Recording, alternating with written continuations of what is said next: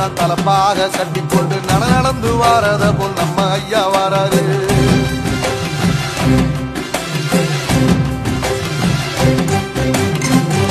கொடுத்தது என்ன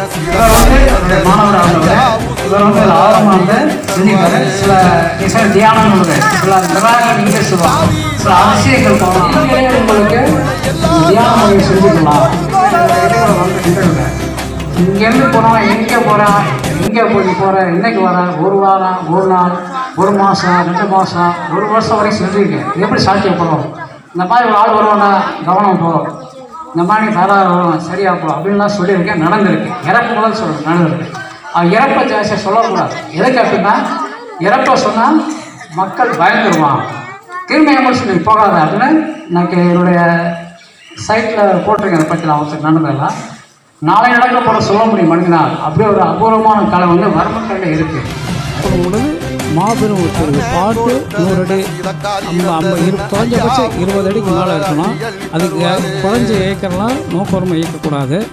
இன்னும் 50 அடிக்கு மேலே, 100 ஃபீட்டுக்கு மேலே, 200 அடி வரைக்கும், 300 அடி வரைக்கும் பார்வையால் பார்த்து நோக்குவோம். பார்த்து இயக்கம் தான் சாத்தியமாக செஞ்சுருக்கேன். பல இன்டர்வியூ கொடுத்துருக்கேன். அதே மாதிரி இதை விட பவர்ஃபுல்லானது மெய்திண்டா கலை. மெய்திண்டா கலைனா எல்லோரும் செய்ய முடியாது. இப்போ சொல்கிறத நான் சொல்கிறத நோக்கோர் மெய்திண்டா எல்லோரும் செஞ்சிட முடியாது. நான் ஒரு ஆள் தான் உலகத்தில் இருக்கேன். நல்லா கவனிச்சுக்கணும். உலகத்திலே மெய்திண்டாக்கள் செய்யக்கூடிய ஒரே ஆசான் நான் மட்டும்தான் இருக்கேன். இது பெருமைக்கு சொல்ல உங்கள் நாட்டு கலை அப்படின்றத தான் நான் சொல்லிக்கிறேன்.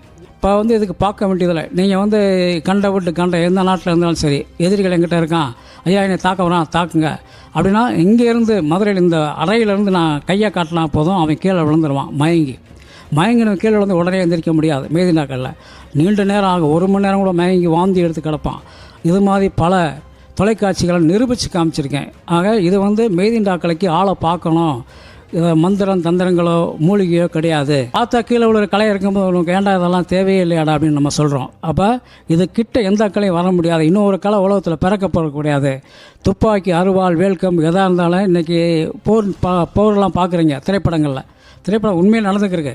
இந்த போர்கள் வந்து அதிகம் பயன் துப்பாக்கி, மிஷின்கன், AK-47 அதெல்லாம் வந்து 100 ஃபீட்னா நீ வந்து அரசடி இங்கேருந்து மதுரையில் பிறப்பிட்டு வரவங்களையும் கீழே போட்டு விழுந்துருவான். துப்பாக்கிலையும் பிறக்கிறவங்க அப்படி ஒரு காலங்கள் வந்து நான் செய்ய போகிறேன்.